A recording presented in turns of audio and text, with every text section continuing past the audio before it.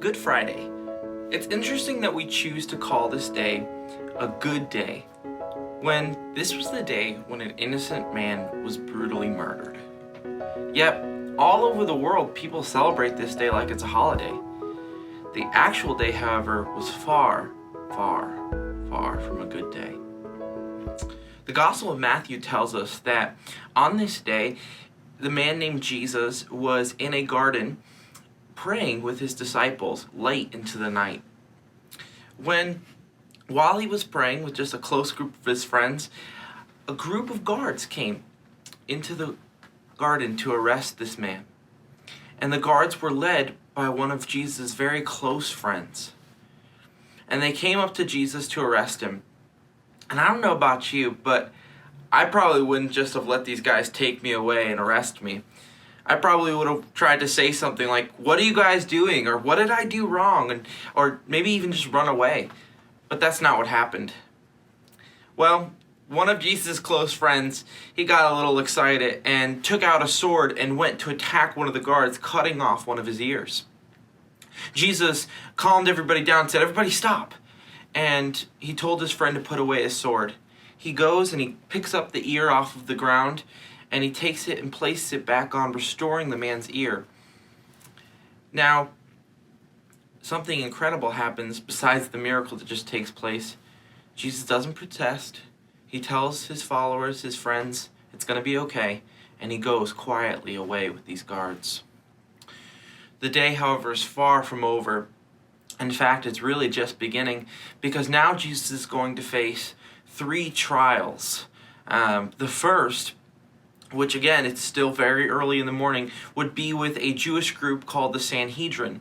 And they take Jesus away and they place him before this trial. And there's all of these Jewish high-profile leaders there, and they begin to question Jesus and place all kinds of accusations before Jesus.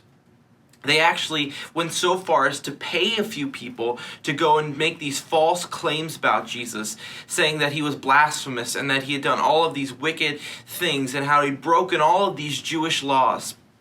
And Jesus just stood there silently. The prophet Isaiah wrote some hundreds of years before this event ever would happen that he stood like a lamb before the slaughter, silent. Now, the religious leaders, they asked Jesus outright. They said, "Are you the king of the Jews? Are you this Messiah?" And Jesus said, "I am." And the religious leader stopped and he said, "We don't need any more accusations. This man must die." But not wanting to, because this was a holy week and they didn't have the authority to kill a man because it would break their law, they went and they appealed to the Roman government that was over them at the time to crucify Jesus. And so that Jesus now is moved to another form of government, the Roman government, to a leader by the man named Pontius Pilate.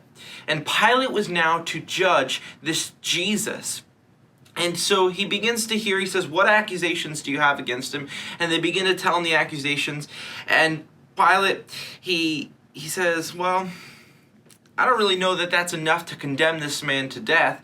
And so he goes and he hears a little bit more from Jesus and finds out that this man is actually a Galilean.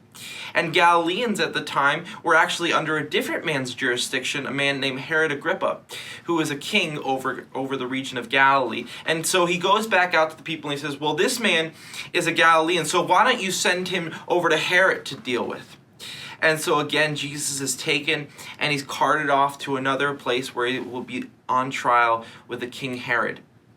So King Herod, he's kind of excited. He's heard a few things about this Jesus and hoping maybe he'll see a miracle performed. And so when Jesus is brought before him, Jesus remains silent. And Herod and his guards are kind of poking fun, going, "What, did you bring an insane man in front of me?" And so they put some robes on him and they spit Jesus and they make fun of him, all the while Jesus is silent. And Herod says, "You know what, send him back to Pilate. I don't want to deal with this." And so Jesus gets sent back to Pilate. Now, Pilate, there was this tradition that on a feast day that one prisoner could be released onto the people. And so there was this notorious prisoner who was a murderer and also incited a bunch of riots in Jerusalem, named Barabbas.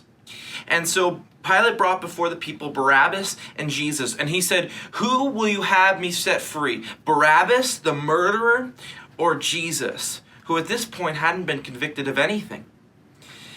And the people cried out unanimously, "Release to us Barabbas, release to us Barabbas." Now Pilate, he's growing kind of a little scared, because he's like, I don't want to condemn this man who I find innocent to death, but the people are crying out for Barabbas. And so he goes and he has another talk with Jesus one-on-one. And Pilate again finds no fault in Jesus, and so he washes his hands of this, and he goes out to the people and he says, "I find no fault in this man, and I'm going to wash my hands of him." He says, "But what'll you have me do?"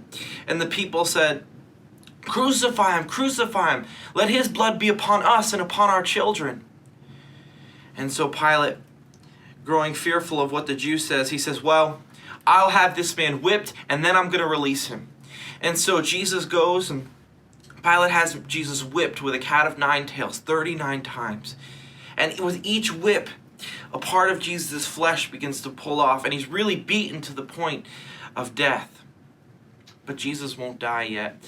There's still many more hours in this day, this horrible, horrible day. And so they bring Jesus back, and before they do, some of the soldiers who were kind of transporting Jesus, they fashion this crown of thorns, and they place it on Jesus' head, and they grab this purple robe, and they place it over him. They begin to make fun of him. "Oh, hail the King of the Jews," they start to say, and they're making fun of him. And then they bring him back before Pilate, and Pilate brings him before the people. And they said, "Here is your king." And they say, "Crucify him, crucify him. We have no king but Caesar."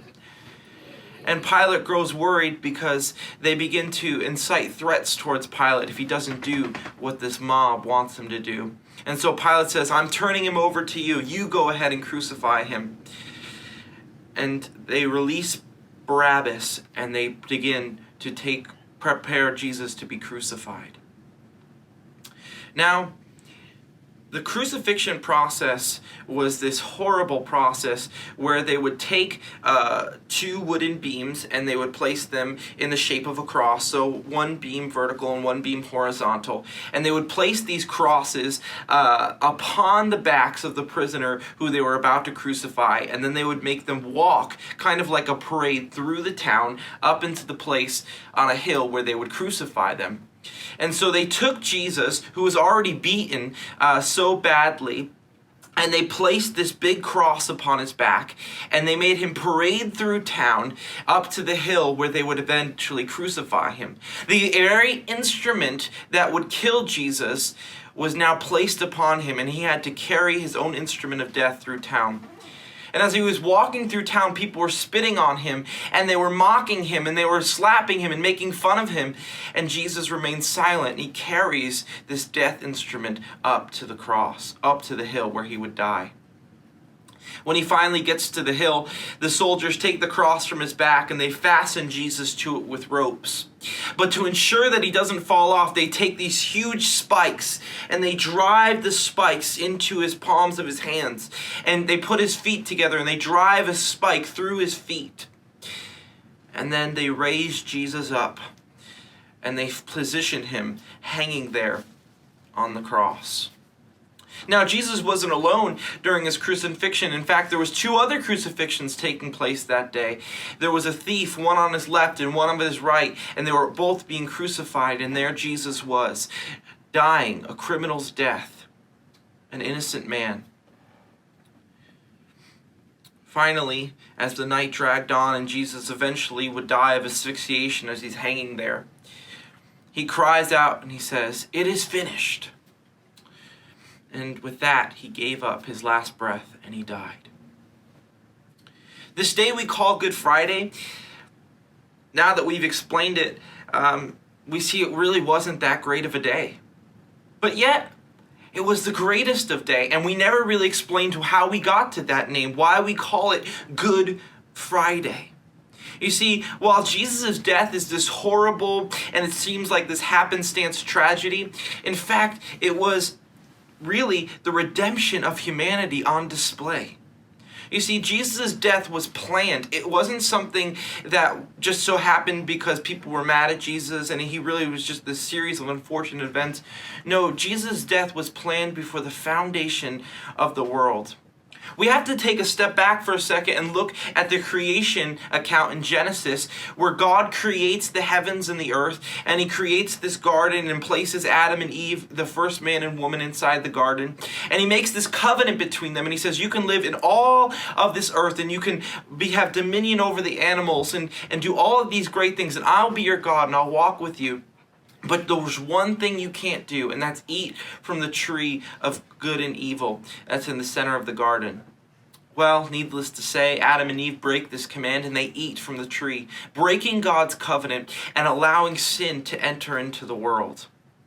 Now, God's wrath was against Adam and Eve and humanity in that moment, and this sin had to be atoned for in some way. The wrath of God had to be appeased in some way, and the only thing that would appease it was death.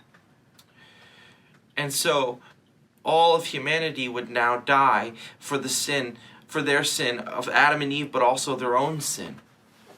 And sin had to be atoned for. And God, in his infinite grace and mercy, made a plan. And John 3:16 tells us what this plan is. And it says, for God so loved the world that he gave his only begotten Son, that whosoever should believe in him shall not perish but have everlasting life. You see, Jesus was God's Son that he gave into the world to live a life of perfection and humanity, and that he would eventually die for all of the sins of humanity, past, present, and future, and they were placed upon him on that cross that day. And when Jesus died, he paid the price for humanity's sin, bearing the weight of the wrath of God. So now that all who would believe in this Jesus could now enter into relationship with God and restore that covenant that was originally broken with Adam and Eve. You see, this truly is indeed a good day. The writer of half of the Bible, Paul, he comments on this event of the cross, and he says, for the message of the cross is foolishness to those that are perishing, but to those of us that are being saved, it is the power of God.